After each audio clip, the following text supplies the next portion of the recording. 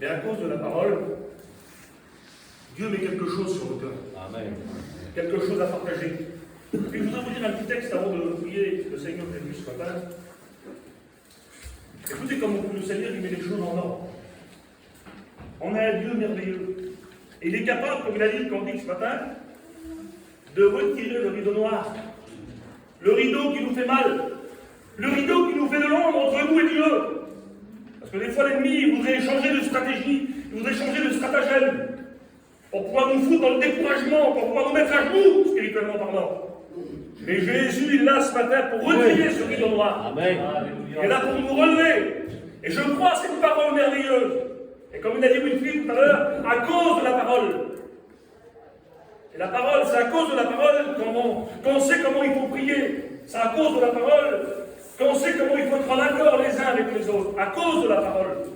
Et on retrouve ça, écoutez bien, je voudrais qu'on lise ce passage-là. Ça n'a rien à voir avec la prédication ce matin. Mais je voudrais pouvoir le dire ce matin. Ça se trouve dans Acte 2, verset 42. La Bible dit qu'ils persévérèrent dans l'enseignement des apôtres, dans la communion fraternelle, dans la fraction du pain et dans la prière. Mais c'est la parole qui vient avant. C'est pas le culte qui vient avant, en disant tiens voilà je prends mon culte dans tel état parce que la parole ne me dit rien, mais la parole vient avant. Amen. Il dit ils persévérèrent dans l'enseignement des apôtres. Donc c'est-à-dire que la parole m'enseigne comment il faut être en communion fraternelle les uns avec les autres. Elle m'enseigne la parole comment il faut prendre le pain. Et elle m'enseigne comment il faut prier.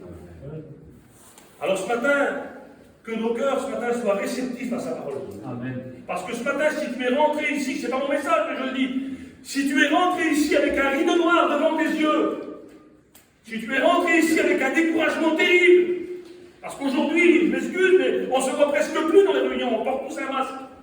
Mais Jésus sait ce qui se passe derrière ce masque. Il sait ce qui se passe derrière ton cœur. Dans ton cœur, il connaît ce qui se passe. Alors ce matin, je voudrais que mon ancien don Gisèle et que le Seigneur pour moi ce matin. Merci Seigneur pour ta grâce. Seigneur, nous voulons te bénir, te rendre grâce, te remercier encore pour cette journée, pour cette communion fraternelle, pour les paroles qu'on a écoutées, pour ces cantiques qu'on a écoutés, Seigneur, ces témoignages, Seigneur. Merci Seigneur parce que tu agis toujours, tu n'as pas changé, tu es le même hier, aujourd'hui, éternellement, et ce matin, tu es le même, tu es au milieu de nous, tu es présent et tu vas nous donner cette nourriture spirituelle que nous avons besoin, grâce à ton serviteur qui s'est préparé, Seigneur.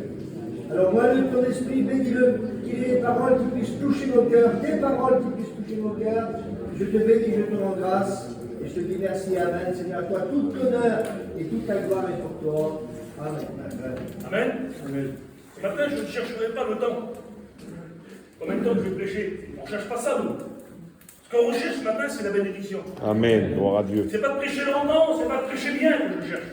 Devant Dieu, ce n'est pas ça. Et ce que je cherche ce matin, j'étais en train de penser ça sur ma chaise, je disais Seigneur, je voudrais être un outil entre tes mains. Peut-être abîmé, peut-être pas terrible, rouillé peut-être à certains moments, mais j'ai besoin de ton huile sainte qui vient sur ma vie. Amen. J'ai besoin d'être utile entre tes mains. J'en ai besoin. Et je voudrais dire un passage avec vous. Je ne voudrais pas donner plein de commentaires, ça ne sert à rien. Ce qui m'intéresse, c'est la parole ce matin. Je voudrais qu'on puisse lire ce merveilleux passage. Un passage merveilleux que tout le monde connaît. Et on va méditer ce passage-là, j'ai médité dessus, et puis j'ai regardé quelques points, et puis on va lire ensemble quelques points, on regardera ensemble, et je voudrais qu'on puisse lire ensemble le psaume 23 ce matin. Pour ceux qui ont leur Bible, prenez vos Bibles, on va suivre la lecture tout simplement comme ça, je vais essayer d'aller doucement parce que je m'excuse, je parle assez vite. Et on lit ce passage-là ensemble. Le psaume 23, il dit « L'Éternel est mon berger, je ne manquerai de rien, il me fait reposer dans mon verts pâturages, il me dirige près des eaux paisibles. » Écoutez bien. Il restaure mon âme. Une âme, c'est pas restaurable, l'âme. Mais Dieu a ses facultés là. Il est capable de restaurer l'âme. Il restaure mon âme. Il me conduit où? Dans les sentiers de la justice, à cause de son nom. Quand je marche dans la vallée de l'ombre de la mort, je ne crains aucun mal. Pourquoi je crains aucun mal? Parce qu'il est avec moi. Amen. Parce qu'il est avec moi. Écoutez bien. Ta houlette et ton bâton me rassurent. Tu dresses devant moi une table en face de mes adversaires. Tu induis ma tête et ma coupe déborde. Oui, le bonheur et la grâce m'accompagneront tous les jours de ma vie et j'habiterai dans la maison de l'Éternel jusqu'à la fin de mes jours. Quelle belle espérance, quel est beau mot. Lorsqu'on traverse une vallée qui est difficile, une vallée où il semblerait qu'on ne va pas pouvoir s'en sortir, Le berger là. Amen. Le berger merveilleux là. Et puis j'aimerais qu'on puisse regarder ensemble ces quelques points que j'ai pu marquer. Parce que j'ai marqué ça, moi. Ce n'est pas tout le monde qui peut dire ce merveilleux psaume de la parole de Dieu, le psaume de David, qui était berger. Le Saint-Esprit va pousser David à écrire ce merveilleux psaume, le psaume 23. On le connaît. Je parlais beaucoup du berger ce matin. L'Éternel est mon berger. Écrit par David, qui était berger. Le Saint-Esprit va puiser dans l'expérience de David, qui lui était berger, pour donner des encouragements aux croyants de tout temps. Parce qu'aujourd'hui, à travers le psaume 23, nous allons avoir un encouragement pour nos vies ce matin. Un encouragement pour chacun d'entre nous. Et il est bon d'avoir un encouragement qui n'est pas, j'ai marqué, une théorie ou une doctrine froide, parce qu'on entend des choses, frères et sœurs, qui ne nous font pas du bien. On entend des choses qui ne nous exhortent pas dans notre cœur, qui ne nous enrichissent pas dans notre cœur, mais qui nous appauvrissent spirituellement parlant. Mais ce matin, le bon berger va nous enrichir. Amen. Il va nous enrichir ce matin. Parce que j'aimerais vous dire quelque chose. La situation d'aujourd'hui, là, à travers ce Covid qu'on est en train de traverser, on ne sait pas combien de temps ça va durer. Les infos, j'ai presque plus envie de les écouter. Devant Dieu, je ne regarde même pas la télé. J'en ai marre. Parce que le diable voudrait nous faire croire que nous sommes bloqués dans une situation. Bloqués dans une situation qu'il n'y a pas d'espérance. Mais j'aimerais vous dire quelque chose, que la main de Dieu est au-dessus de tout, frères et sœurs. Amen.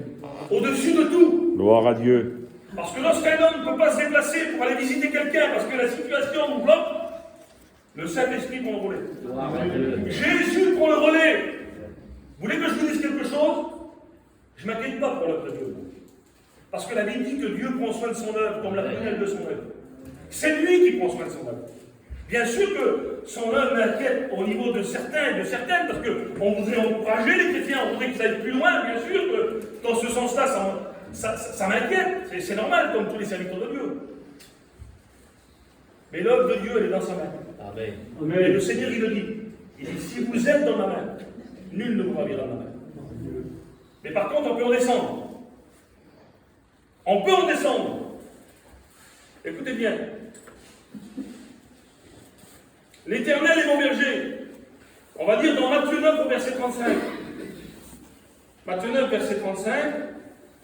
Jésus parcourait toutes les villes et les villages. Écoutez bien. Enseignant dans les synagogues et prêchant la bonne nouvelle du royaume, guérissant toute maladie et toute infirmité. Voyant la poule, il fut ému de compassion pour elle, parce qu'elle était languissante, abattue, comme des brebis qui n'ont point de berger. Pourtant, à cette époque-là, il y avait des hommes terribles, des hommes qui connaissaient la loi au bout des hommes. Mais personne n'était comme le berger. Le berger qui est Jésus, personne n'était comme lui. Parce que lorsqu'il s'approchait de quelqu'un, je disais ça vous le hier, lorsque Jésus s'approche de toi, c'est pas pour te faire des reproches. C'est pour te donner une direction nouvelle. C'est pour te donner un nouveau départ. Et écoutez bien ce qu'il est écrit. J'ai marqué ça, moi. Et pourtant, il y avait des chefs religieux et politiques à cette époque. Mais ils n'avaient rien à voir, parce que le seul vrai berger, et le bon berger, et le grand berger, souverain berger, c'est Jésus-Christ. C'est un berger merveilleux. Vous savez, dans l'Ancien Testament, dans l'île de Lévitique, il parle d'une offrande d'élévation. Il parle d'une offrande d'élévation. L'offrande d'élévation, c'était une petite victime qu'on prenait et qu'on tournait sur tous ses angles, comme ça, pour montrer à l'Éternel, le sacrificateur, il la prenait, puis il la montrait sur tous ses angles. Et puis il y a 2 jours, j'étais assis dans mon auto. Et bien ce qui s'est passé, devant Dieu, c'est vrai. Et le Saint-Esprit avait dit dans mon cœur, il disait ça, tu sais que Jésus est beau. Jésus est beau. Alors il dit, Seigneur, comment Jésus est beau là? Jésus est beau dans son caractère. Amen. Jésus est beau dans son regard. Dieu soit béni. Jésus est beau quand il s'approche. Jésus est beau quand il nous donne un conseil. Jésus est beau quand tout va mal. Je m'aperçois qu'il est meilleur. Il a dit oui, hier. Quand tout va mal, je m'aperçois qu'il est meilleur. Je réalise réellement qu'il est là. Gloire à Dieu. Parce que des fois, on ne réalise pas toujours qu'il est là. Mais je vais vous dire quelque chose ce matin. Le vrai véritable berger, il est là. Gloire à Dieu. Il y a des centaines de religions qui se réunissent. Mais le berger n'est pas là. Ils font des constructions merveilleuses. Le berger n'est pas là. Mais lorsque tu es dans un bois tout seul, en train de prier, avec ton découragement, avec le rideau noir devant tes yeux, le berger est là. Amen. Il est là près de toi pour te rassurer, parce qu'il t'aime. Quelle beauté. Quel merveilleux berger. On va dire un passage dans Jean 10, verset 11.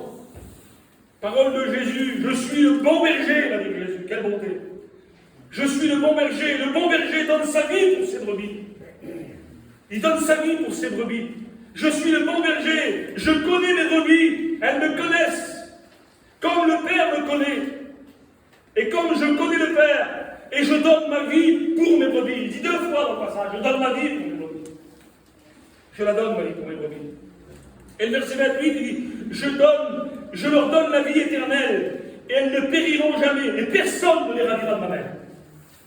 Quel berger merveilleux, Seigneur. Il dit, l'Éternel est mon berger. J'ai marqué ça, c'est marqué ça dans le psaume 100 et verset 3. Sachez que l'Éternel est Dieu. C'est lui qui nous a fait. Et nous lui appartenons. Nous sommes son peuple et le troupeau de son pâturage. Alors imaginez-vous qu'un berger comme lui, il ne va pas nous amener dans des graviers ou sur des pierres pour nous nourrir. Mais il va nous amener dans une herbe grasse qui nourrit nos âmes. Vous comprenez que c'est spirituel ce que je dis. Hein? Il va nous amener vers des herbes pâturages. Seigneur. Il va nous amener vers des eaux paisibles. Il ne va pas nous amener sur des choses qui nous agacent et qui nous font du mal. Mais il va nous amener vers quelque chose qui fait du bien à notre âme, à nos cœurs, qui nourrit nos foyers, quelle importance. L'Éternel est mon berger. Pourquoi que David, j'ai marqué ça moi? Pourquoi que David, j'ai marqué une petite pensée ici, pourquoi que David n'a pas écrit l'Éternel est notre berger? Ce serait mieux en vérité. L'Éternel est notre berger, il aurait parlé au pluriel. Non, David, il parle au singulier, comme si il était tout seul alors. Comme si le berger lui appartenait juste à lui. Alors. C'est étrange quand même. Parce qu'il n'est pas le berger de tous, frères et sœurs. Le berger de celui, de celle qui veut être sa brebis. Amen. Si tu veux être sa brebis ce matin, ses conseils te plairont. Ses directions te plairont. Son caractère te plaira. Parce que des fois, on dit, nous, et puis c'est vrai, on l'écoute souvent, ah, il est beau, lui, là-bas. Mais est-ce que Jésus pense comme ça? Est-ce que Jésus dit ça? Ou est-ce que Jésus a dit en Matthieu 11, verset 28, venez à moi, vous tous qui êtes fatigués et chargés, et je vous donnerai du repos. C'est pas plutôt ça le caractère de Jésus? Amen. C'est pas plutôt ça le caractère du berger? Un berger qui s'approche. Vous savez que Jésus, il n'y a aucune situation qui l'embarrasse, aucune. Il n'y a pas un foyer où c'est la discorde et c'est la misère en disant mais comment que je vais faire? Jésus n'est pas comme ça, lui. Jésus il a la solution à tout problème. Amen. Gloire à Dieu. Il a la solution à tout problème, frères et sœurs. Parce que Jésus, lui, il n'a pas l'amour. Il est l'amour. Il est l'amour parfait qui bannit la crainte. Mon petit foyer dans la crainte, Seigneur Jésus s'approche. Le bon berger s'approche. Et s'approche comment, mon fils? Il s'approche avec une grâce particulière. Quelque chose qui caresse son cœur. Vous savez comment je la vois la parole de Dieu, moi? J'étais aux études, moi. Et puis je me souviens plus si c'était Payan qui était en train d'enseigner ou des autres frères. Et j'étais assis comme ça, puis le Saint-Esprit m'a dit quelque chose. Et je le dis comme le Seigneur l'a dit, puis ça m'a béni. Il m'a dit, t'as donné moi, il dit, mon cousin, tu ne parles pas beaucoup trop. Et j'ai dit, mon cousin, je vous aide, je vais t'expliquer après. Le Seigneur est en train de me dire, aujourd'hui, David, ton cœur est assis. Ton cœur est assis. Comment? Il est assis dans mes mains. Lorsqu'on est assis dans les mains de Dieu, on est en sécurité. Lorsqu'on est dans les mains du berger, on est en sécurité. Et ce matin, vous êtes dans la main du berger. Ne soyez pas dans la crainte, ne soyez pas dans le découragement. Peut-être que tu es dans le découragement ce matin. Et c'est normal, ça peut arriver. Mais ne crains pas ce matin. Parce que le bon berger, il est avec toi. Amen. Et le véritable berger, il est avec toi. Amen. Amen.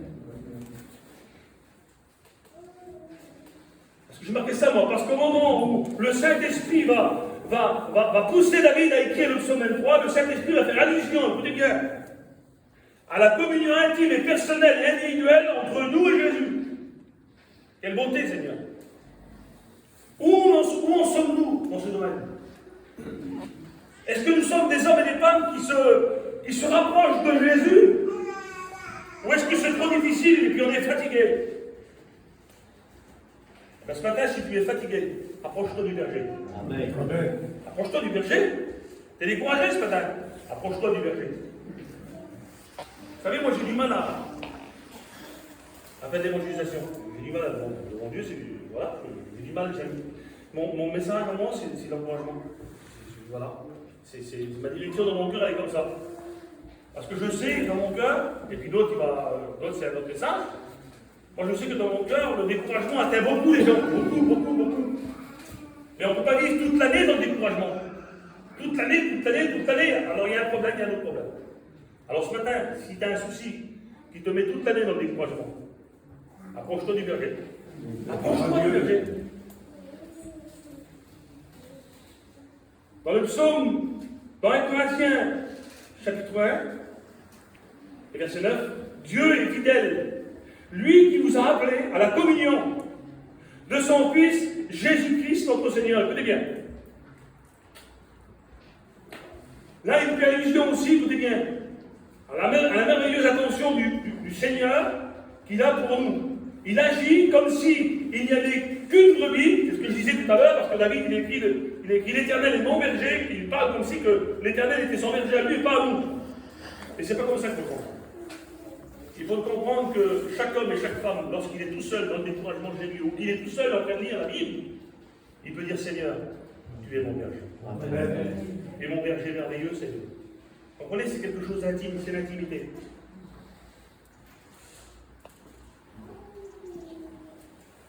Écoutez bien ce qu'il va dire. Comme s'il n'avait qu'une brebis. C'est ce que David dit, écoutez bien. David avait dit à Saül, dans 1 Samuel 17 au verset 34, il va témoigner de ce qui se passait. Il va dire, quand un lion venait, il en a parlé Wilfried l'autre jour, ou un ours venait, on enlevait une du troupeau. C'est ce que le diable peut peut-être te faire ce matin. T'enlever du troupeau. T'enlever de cette bergerie céleste. Il veut t'enlever, lui. Mais on a un berger merveilleux. On a un berger merveilleux. Il dit, je courais après lui. Je le frappais, je l'arrachais, la brebis de sa gueule. S'il se dressait contre moi, je le saisissais par la gorge, je le frappais et je le tuais. C'est pour cela que le Saint-Esprit inspiré David à écrire le psaume 23. Il est mon berger, écoutez bien, dans le découragement. Il est mon berger dans le découragement. Il est mon berger quand tout va bien. On en a parlé de finir hier. Mais il est aussi mon berger quand tout va mal. Quand tout va mal, il est mon berger. Quand tout va mal, il est mon berger. Quelle beauté. Dans Luc 15, verset 4, quel homme, il va dire Jésus, d'entre vous, s'il a 100 brebis, qui n'en perd une seule, laisse les 99 autres dans le désert pour aller chercher celle qui est perdue, jusqu'à ce qu'il la retrouve. Quelle persévérance. Vous savez, des fois on cherche quelque chose, ah c'est pas grave, je vais en acheter un autre. Mais Jésus n'est pas comme ça, le bon berger, frère et sœur. Le bon berger, lorsque sa brebis s'est éloignée, il fera tout et mettra tout en œuvre pour aller chercher sa brebis. Amen. Il mettra tout en œuvre. Mais comment? Jusqu'à où il va aller? Jusqu'à la mort de la croix. Amen. Gloire à Dieu. On a un berger comme ça. On a un berger merveilleux. Amen. Et ce berger-là, devant Dieu, même dans le découragement, même que je suis à genoux, je ne sais rien. Parce que ce berger-là, il a pu combler mon cœur et ma vie. Il m'a donné un sens à ma vie. C'est pas que ce matin, Seigneur, mais il faut vivre cette vie de Dieu chez nous aussi. C'est pas que c'est beau de prêcher, c'est bien, c'est glorieux, quelle beauté. C'est la plus grande bénédiction après le salut. Mais la plus grande bénédiction, c'est le salut. Amen. Et c'est pour ça que Jésus est mort. Jésus n'est pas mort pour les ministères. Hein. Il est mort pour le salut des âmes. Pour toi qui te sens petit, pour toi qui te sens inutile, qui te sens inutile, qui te sens rejeté. Jésus est mort pour toi, pour ton âme à toi. Gloire à Dieu. Parce qu'il est le bon berger. On sert un berger merveilleux de mon Dieu. Je me répéterai dans les mots, c'est pas grave. On va aller un petit peu plus loin ensemble. J'ai marqué ça, moi. Vous savez, le Seigneur, il est le berger du troupeau. Mais chaque brebis peut dire en son cœur que le Seigneur est son berger à elle, personnel. Je me répète, c'est pas grave. Et on va le voir dans le texte suivant. Écoutez bien, dans Matthieu 12, au verset 9. Ça va, je ne suis pas trop long ce matin. Vous êtes avec moi, ça va. De toute façon, je suis trop long, j'arrête. C'est dur, hein. C'est pas compliqué. Dès que le Seigneur me demande d'arrêter, j'arrête. C'est pas quelqu'un qui va jusqu'au bout et il a écrit, il va jusqu'au bout. Okay. Pas du tout, c'est mon Dieu. Écoutez bien, dans Matthieu 12, au verset 9. Jésus entra dans la synagogue. Ça revient à l'homme tout à l'heure. Il y avait des hommes politiques à l'époque, mais Jésus il dit ça, lui. Il dit c'est un troupeau qui n'a pas de berger. Ils sont languissants, ils n'ont pas de berger. Alors il y avait des hommes politiques, il y avait des hommes terribles à l'époque. Alors, Jésus entra dans la synagogue, et voici, il s'y trouvait un homme qui avait la main sèche. Il demanda à Jésus, les hommes qui étaient là, est-il permis de faire une guérison le jour du sabbat? C'était afin de pouvoir l'accuser. Écoutez bien, cette brebis va avoir toute l'attention du berger. Toute l'attention. Et ce matin, tu as toute l'attention du berger. Alors, ce homme-là, il était dans la synagogue, il avait la main sèche, certainement qu'il avait honte aussi. Mais Jésus va faire quelque chose de merveilleux. Il va dire, viens ici, au milieu. Vous savez pourquoi? Parce que le berger, il se trouve au milieu. Amen. Et il va se trouver au milieu de nos cœurs, au milieu de nos foyers, au milieu de notre vie.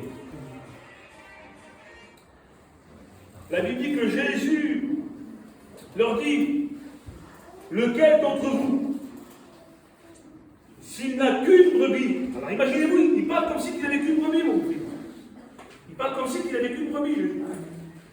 Il dit, s'il n'avait qu'une brebis et qu'elle tombe dans une fosse, l'intention du véritable berger, quelle beauté sur nos vies, frères et sœurs, quelle beauté, c'est pour chacun. Et on peut appeler ça l'omniprésence de Jésus. Vous savez, tout à l'heure, chacun va partir chez soi pour aller manger. Et Jésus, il est avec chacun d'entre nous. Amen. Il est avec chacun d'entre nous. Le bon berger part avec chacun d'entre nous. Quelle beauté devant Dieu. Il dit, je ne manquerai de rien, le texte. L'Éternel est mon berger, je ne manquerai de rien. Ça va plus loin, il dit, je ne manquerai de rien. Combien de gens aujourd'hui se plaignent et qu'ils manquent toujours quelque chose, ils en veulent toujours plus. Je m'excuse, mais ils ne sont jamais satisfaits parce qu'ils sont saisis par toutes sortes de convoitises charnelles. Et parfois, ils regardent dans la mauvaise direction. Parce que l'ennemi, avec l'ennemi, vous ne ferez pas d'affaires de toute manière. Vous ne ferez pas d'affaires avec lui. C'est une histoire perdue d'avance. Et j'ai aimé ce qu'un ancien, il a dit un jour. Il a dit, le diable, tu peux tout lui donner. Tu peux lui donner ton temps, tu peux lui donner ton âme si tu veux. Il ne t'aimera jamais. Et Jésus, tu peux le refuser toute ta vie. Et il t'aimera toujours. Amen. Vous savez pourquoi? On appelle ça l'amour inconditionnel. L'amour inconditionnel, c'est même que tu m'aimes pas. Je t'aime dans l'amour éternel. Et ça, c'est le bon berger. Quelle beauté de mon Dieu.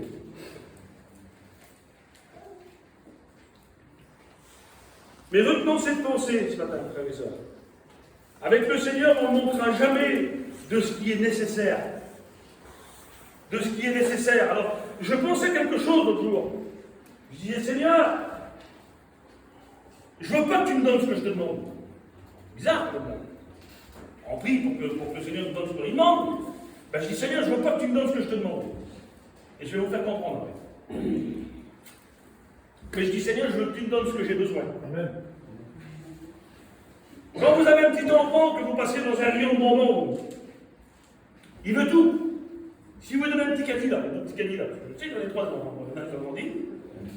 Mais quand vous le mettez dans le rayon de bonbons, le petit là, et puis que tu dis, mon petit, prends tout ce que tu veux. Imaginez-vous si Jésus ferait ça. Prends tout ce que tu veux. Parce que Dieu peut tout faire. Le petit là, le caddie de bonbons, il est chargé à bloc. Bon, il en a pour 50 €. Mais à la fin de l'année, les conséquences, c'est les caries et c'est le dentiste. Alors, ce qu'on veut des fois, c'est pas toujours bon, mais laissons-nous Laissons le berger nous donner ce qui est nécessaire. Et bon, Gloire à Dieu. ça fera toute la différence aujourd'hui. Devant Dieu, ça fera toute la différence.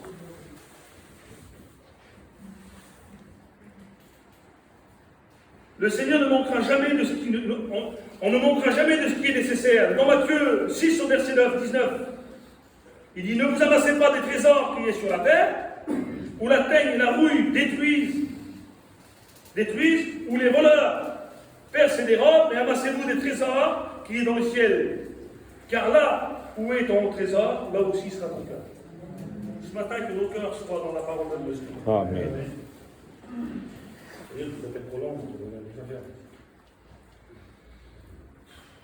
Je ne manquerai de rien.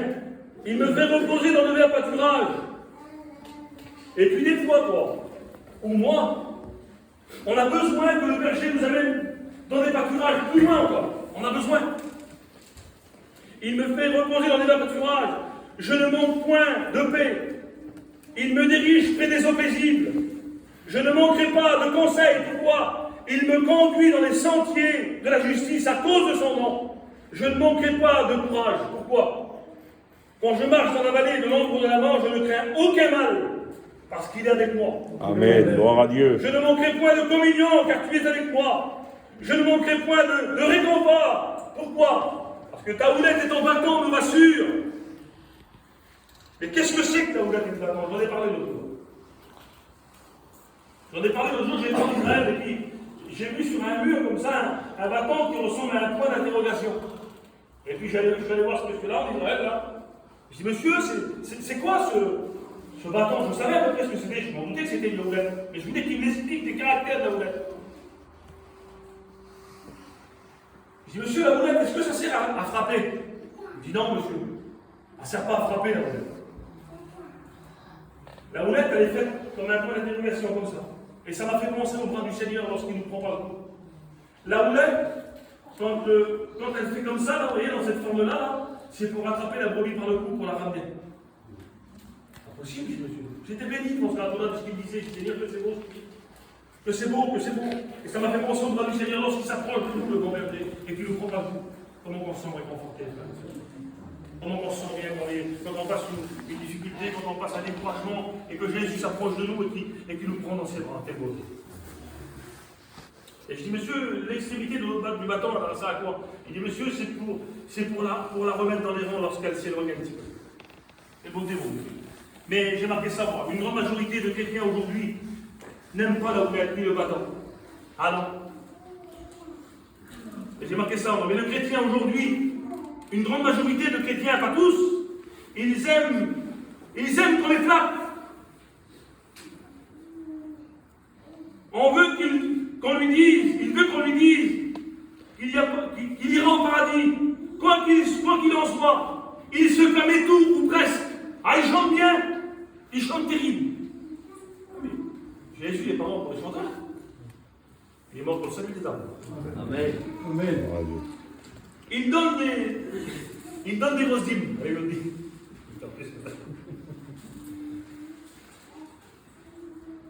Là aussi, il a le droit au paradis. Lui aussi, il a le droit au paradis. Et j'ai pensé à la chanson. On ira tous au paradis. Mais c'est pas comme ça. On ira tous au paradis. C'est pas comme ça, devant Dieu. Vous voulez au paradis ce matin? Je veux dire, voilà, c'est la publicité du cycle. Restez dans la main de Dieu. Restez dans la main du berger. Restez près de lui. Ne nous attachons pas avec des pensées qui ne sont pas à la gloire de Dieu, devant Dieu, non. Ne vivons pas une évangile à nous-mêmes. Vous savez, l'apôtre Paul, il a dit: je m'étonne que vous êtes détournés si promptement de la grâce de Christ. Pourquoi faire? Pour passer à un autre évangile. Il n'y a pas d'autre évangile que celui qui est prêché ce matin. C'est le véritable évangile. C'est la véritable parole. Quelle beauté, Seigneur.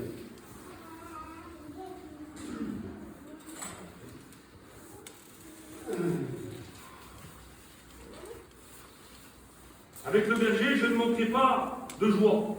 Pourquoi? Il dit: du moins lui de ma tête. Je ne manquerai point de contentement. Ma coupe déborde.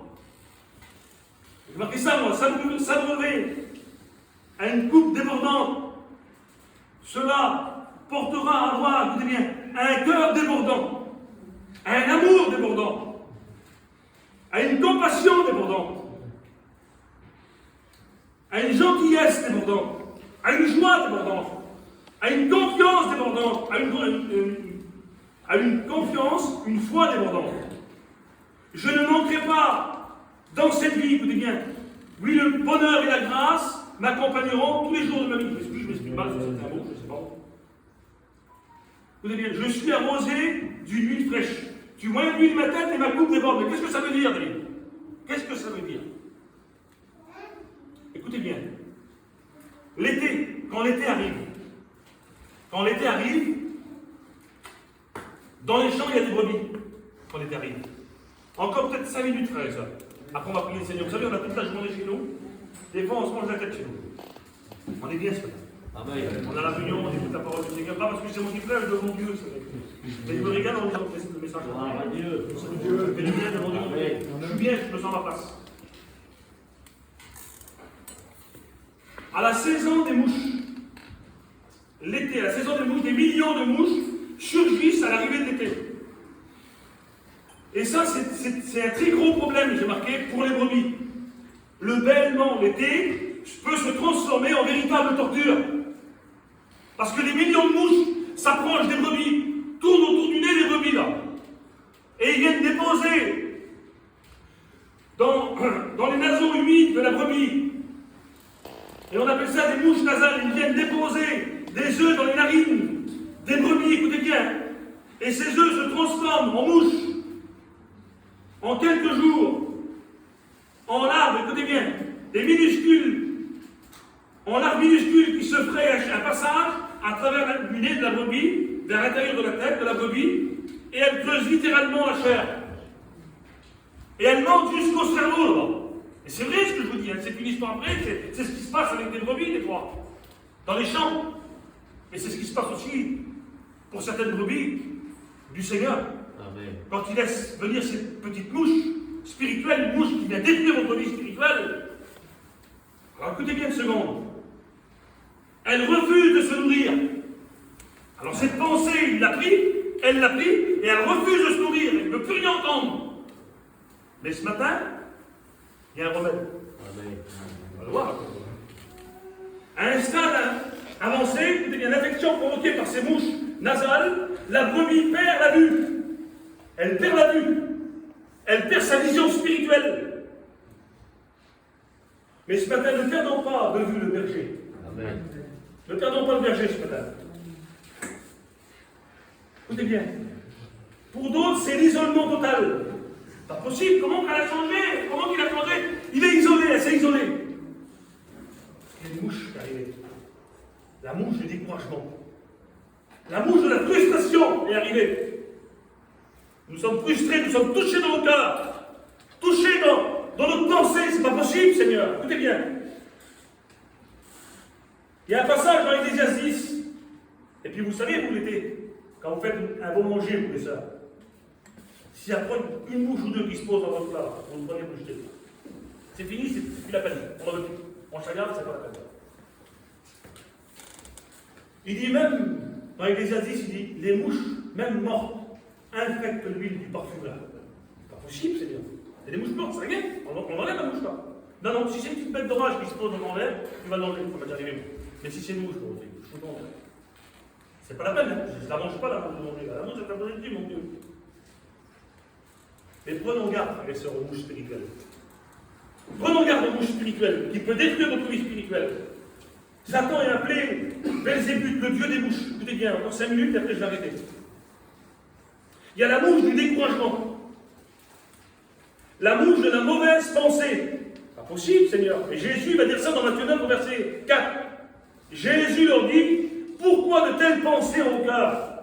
Ah oui, parce qu'une pensée, on la nourrit, elle grandit, et ça devient quelque chose de terrible, ça devient une montagne après. Écoutez bien. La mouche de la reproche. Ils accusent Dieu, écoutez bien, de leur demander l'impossible. Est-ce que vous croyez que Jésus va vous demander l'impossible ce matin? Je ne pense pas que Dieu vous demande l'impossible. Si Dieu te demande quelque chose, c'est parce qu'il sait que tu es capable de le faire. Amen. Amen. Si Dieu te demande de te mettre à part chez toi, pour prier ou pour lire la parole de Dieu, c'est parce qu'il sait qu'il est capable de le faire. Gloire à Dieu. Parce que quand on regarde dans l'évangile de Jean, chapitre 4, et verset 7, la Samaritaine, quand elle est au bord du puits, Jésus ne dit pas, va me prendre à manger, amène-moi du vin. Il ne dit pas ça, Jésus. Il dit, femme, donne-moi à boire. Et il demande un verre d'eau. Et quand on fait bien attention à la lecture, on ne peut même pas y donner, parce que Jésus, il est en train de faire passer un message. Un message extraordinaire. Bon, ça, c'est un autre sujet. Jésus ne demandera jamais l'impossible. Et l'ennemi ne se présentera pas toujours à toi sous la forme d'un lion. Il se présente parfois par des choses presque insignifiantes. La brebis ne voit rien arriver. Ah, mais c'est pas grave, on est bien. On est bien. C'est l'été, il fait trop beau. Regardez comment on est bien. Ah oui, mais des fois, on est bien, mais on est dans le découragement toute l'année entière. On est brisé à l'intérieur de notre cœur, on est brisé dans notre foyer, et puis on passe toute l'été comme on est bien, je te dis qu'on est bien. Vous avez vu ce qu'il a dit dans le dos tout à l'heure? Moi j'ai aimé ce qu'il a dit. Il n'a pas peur de se faire porter, il n'a pas l'âge de se faire porter. Ce matin, si tu as besoin que le berger te porte, laisse-toi porter. Amen. Gloire à Dieu. C'est rien ça. Ça m'est arrivé une fois, je suis arrivé à Montargis. Je vais vous le dire, c'est tout simple. Moi, vous savez, dans mon cœur, je ne suis pas orgueilleux au niveau des choses de Dieu, mon homme. Si je suis fatigué, que je suis découragé, je viens vers toi, j'ai un homme qui pour moi. J'en ai besoin. Je suis arrivé à Montargis, le diable, il voulait me mettre en garde. Et puis, je crois que c'était Allemand qui était en train de diriger. Je dis, Allemand, j'ai quelque chose à dire. Il m'a dit. Il y avait toute l'assemblée, il y avait peut-être 300 personnes. Je dis, mes frères, mes sœurs, je suis le diable, je voudrais que toute l'église prie pour moi. Toute l'église a prié pour moi, et puis le Seigneur m'a encouragé. Il ne faut pas que tu restes dans l'isolement, il ne faut pas que tu gardes cette petite mouche spirituelle qui détruit ta vie. Parce que tu t'en sortiras pas tout seul. Et si le bon berger vient avec son huile merveilleuse, ce matin on va le voir après. Ce qu'une mouche peut faire, c'est pas grand chose. Mais ça a des fins des fois catastrophiques. C'est pas grand chose, mais ça a des fins catastrophiques. Encore 2 minutes après pour prier le Seigneur. Mais merci Seigneur, il y a un traitement protecteur du berger. Amen. Le berger qui oint la brebis. Écoutez bien, j'ai regardé, parce qu'il a fallu que je regarde sur Internet, pas que le côté spirituel, mais le côté du véritable berger qui s'occupe des brebis dans les champs. Alors il s'approche de la brebis, il la prend dans ses bras, il se met à genoux avec elle. Quelle intention! Il se met à genoux avec elle, il prend sa tête qu'il avait là, et il regarde dans ses yeux, le fils. Il regarde dans ses yeux. Et ce matin, Jésus regarde dans tes yeux, ce matin, si tu regardes dans la bonne direction. Il ouvre la bouche de la brebis, excusez-moi, et il regarde comment il est son palais. Parce que les mouches, ils se collent dans le palais des fois. On a un mauvais langage. Mais je l'ai vu ce matin. Il avait sa grâce particulière. Merci pour ta grâce, Seigneur. Il avait sa grâce particulière, son huile qui fait du bien dans lui ce matin. Merci pour ton esprit, Seigneur. J'en ai besoin ce matin, Seigneur. Gloire à Dieu. Il s'approche et regarde la brebis sur tous ses hommes. Il la regarde de près, il la regarde. Et il prend cette huile fraîche qu'il avait sur sa tête. Il la met sur ses yeux. Gloire à Dieu. Il la met sur ses oreilles, parce qu'elle en a besoin. Des fois, on écoute des choses et puis on prend tout mal. On prend la bouche vide. Mais ce matin, que cette bouche spirituelle puisse quitter ton esprit au nom de Jésus. Et que tu puisses repartir de celui rempli d'esprit de Dieu avec des bons désirs. Gloire à Dieu. Que tu puisses repartir d'un réunion rempli de sa présence, avec des nouveaux désirs, avec une nouvelle direction. Et j'ai marqué ça, moi. C'est ce qu'il dit le gardien dans son livre. Il dit, une seule application ne suffira pas. Bon, elle ne suffira pas, une seule application. Il dit que l'application doit se faire chaque jour. Amen. La Bible dit que les bontés de l'Éternel se renouvellent chaque matin. Amen. Amen. Gloire à Dieu. Quel berger merveilleux que nous avons, Seigneur. Une seule application d'huile. Il faut une application d'huile continue et renouvelée. Une onction permanente du Saint-Esprit pour éviter nos mouches spirituelles. Plus que nous nous approcherons du berger, plus que nous serons près de lui, plus que ces mouches vont disparaître. Amen. Devant Dieu que c'est vrai. J'ai marqué une conclusion ici. En toutes circonstances, écoutez bien, exposons nos problèmes à Jésus. Oh Seigneur, je me débat dans mes difficultés. Des fois, on se débat dans nos difficultés. On se débat des fois, je ne sais pas pourquoi je parle beaucoup de ça ce matin, mais je le dis, je me débat dans mon découragement, Seigneur. Je me débat.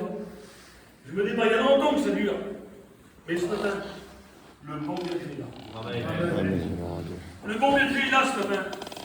Et je te demande, Seigneur, j'ai marqué ça avant, de me moindre de ton huile fraîche. Que le Saint-Esprit me rende conforme à ce que tu désires pour moi, Seigneur. En un mot, que le Saint-Esprit puisse prendre notre cœur dans ses mains et mettre toute l'amour de Jésus dedans. Quelle beauté! On lit un dernier passage avec vous, parce que l'Éternel est mon berger ce matin, c'est le thème du message, ça se trouve dans Ésaïe 40, verset 11. Ce sera le dernier passage, ce matin, qu'on lira ensemble. Il dit, comme un berger nourrira son troupeau, écoutez bien, il prendra soin, il prendra les agneaux dans ses bras. C'est proche. Il prendra les agneaux dans ses bras et il les portera dans son sein. Il conduira les brebis qui allaient. C'est-à-dire que parfois, même si on est jeune chrétien, Dieu s'occupe de toi. Amen. Jésus s'occupe de toi parce qu'il est ton berger aussi à toi. Alors sur ces quelques mots, je voudrais qu'on ferme nos yeux, frère. J'espère que j'ai pénétré trop dans les yeux. Ce matin, que cette pensée du bon berger soit dans nos cœurs. Ce matin, je voudrais qu'on ferme nos yeux ce matin. Ce n'est pas un spectacle parmi nous devant Dieu, on est là parce qu'on a besoin d'être béni, on a besoin d'un renouveau dans nos cœurs.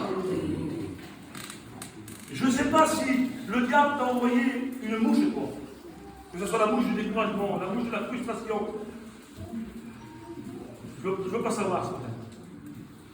Et je le fais. Je voudrais faire une courte appel. Si je ne vais pas te demander quelle mouche, je ne te fais pas venir devant Dieu. C'est spirituel ce que je dis ce matin. Il faut avoir des mouches spirituelles. Ce matin, si tu voudrais que cette mouche s'en aille de ta vie, je voudrais que tu lèves ta main à ta place.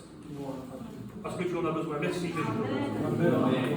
Merci Jésus te voit. Il y a peut-être quelqu'un d'autre qui veut le faire. Merci Jésus te voit. Une mouche qui nous fait du mal. On y pense. Mais ce matin, le bon berger est là. Et il est là tout près de toi avec cette huile pour moindre ta tête ce matin. Pour moindre ton cœur ce matin.